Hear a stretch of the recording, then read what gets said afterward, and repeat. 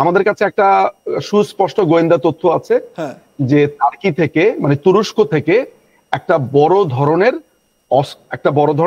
অস্ত্র কেনার জন্যই খুব সম্ভবত এবং দলের ফান্ডিং এর জন্য একটা বড় অর্থ এসেছে।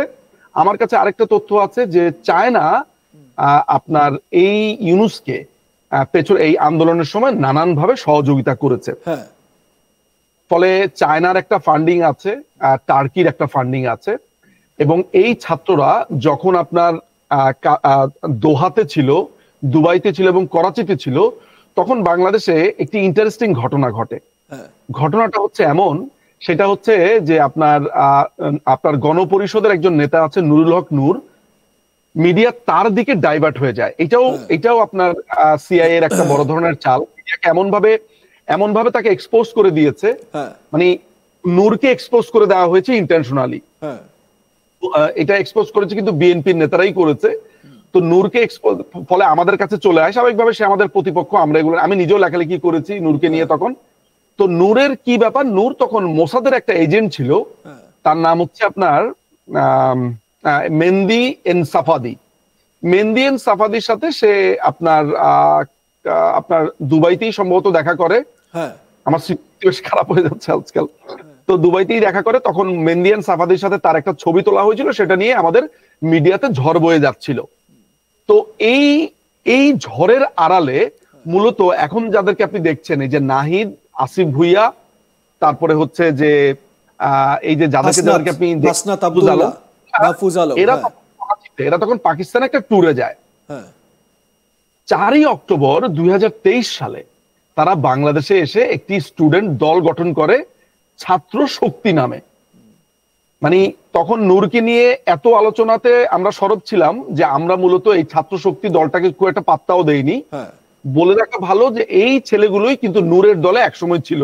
আক্তার হোসেন, তারপরে হচ্ছে যে আসিফ মাহমুদ, তারপরে আপনার নাহিদ, এরা, এবং পেছন থেকে একটা বড় ধরনের ভূমিকাতে যে কজন ছিল, তার মধ্যে এখন যে কোনো আপনার দপ্তর না থাকা উপদেষ্টা মাহফুজ, এবং তাদের আর্থিক গুরু হিসেবে কাজ করেছে আপনার ফরাদ মজার। মজার ব্যাপার হলো ওই একই বছর অর্থাৎ 2023টা খুব গুরুত্বপূর্ণ। 2023 সালে ফরাদ মজার তার একটা বই লেখে যে এই বিপ্লবের পরে তারা কি করবে। সেই বইটা পাবলিশ হয় 5ই অগাস্ট 2023 সালে, এবং ওইখানে আপনার সে প্রকাশ করে যে বিপ্লবের পর তাদের ভূমিকা কি হবে, যে সংবিধানকে অ্যাটাক করবে, তারপরে মুক্তিযুদ্ধের ব্যাপারগুলোকে মুছে ফেলতে হবে। এটা ওই বইয়ের ভেতরে স্পষ্টভাবে লেখা আছে।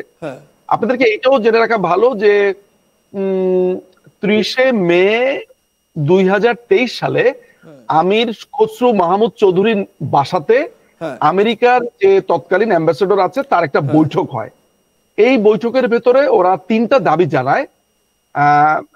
আমি গোয়েন্দা সংস্থা থেকে পুরো রিপোর্টটা পেয়েছিলাম, খুলে বলতে পারবো কি কি।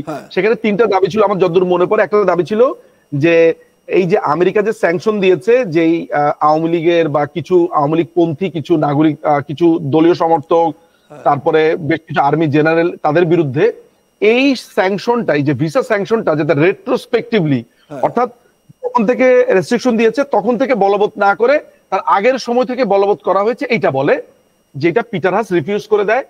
পিটার হাস একই সাথে তার কাছে বলা হয় যে তত্ত্বাবধায়ক সরকার যাতে চালু করা হয়, এইটার ব্যাপারে যাতে আওয়ামী লীগকে প্রেসার দেওয়া হয়, এইটাও পিটার হাস আপনার না করে দেয়।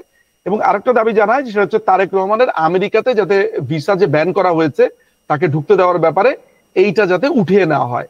এইটা তো পিটার হাস বলছে স্ট্র্যাটেজিগত কারণে এইটা তারা করতে পারবে না, কারণ মার্কিন প্রশাসনই তখন কিন্তু তারেক রহমানের বিরুদ্ধে সাক্ষ্য দিয়েছিল এফবিআই থেকে এসে। এটা আপনাদের জেনে রাখা ভালো। তাহলে 2023 সালে 30শে জুন এই মিটিংটা হয় আমির খসরু চৌধুরীর মাহমুদের বাড়িতে। কেমন মজার ব্যাপার হলো, ওই সময়টাতে অর্থাৎ 2023 সালের 13ই অগস্ট আমি একটি ভিডিও করি যেখানে আমি পরিষ্কার করে বলে দেই যে আমার কাছে তথ্য আছে ইউনুস এবং হোসেন জিল্লুর রহমান এই দুজনকে প্রস্তুত করা হচ্ছে টেক ওভার করার জন্য। আপনারা এটা জেনে রাখেন যে ইউনুস যদি আপনার উপদেষ্টা না হতো তাহলে তাদের second in command Hossain Zillur Rahman ready ছিল। কেমন, এবং ওই সময়টাতে আপনার আসিফ নজরুল, তারপরে হচ্ছে যে রেজওয়ানা যে হোসেন আছে, এদেরকে আপনার রেজওয়ানা হাসান, যার বাবা ৭১-এর একজন রাজাকার ছিল, মুসলিম লীগের একজন নেতা ছিল এবং ৭১-এর একজন পার রাজাকার বাঙালিদেরকে হত্যা করেছে, তার মেয়েই এখন উপদেষ্টা। এই রেজওয়ানা কিন্তু বেলা, ওর একটা এনজিও আছে বেলা, এনভায়রনমেন্ট নিয়ে কাজ করে। ওর কাছে টাস্কটা দেওয়া হয় যে সেন্ট মার্টিনের ব্যাপারটা তাকে খোঁজ খবর নিতে।